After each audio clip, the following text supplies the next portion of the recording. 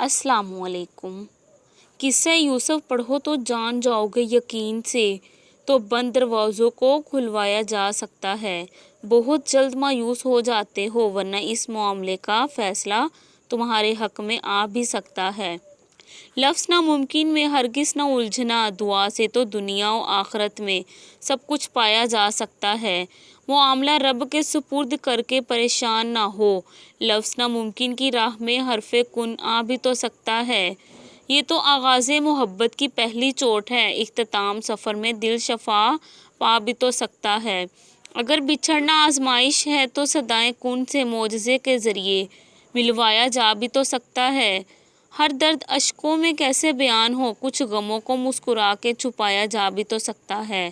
اگر خواہش معجزوں کی ہے تو یاد رکھو محبوب شے کے ذریعے آزمایا جا بھی تو سکتا ہے۔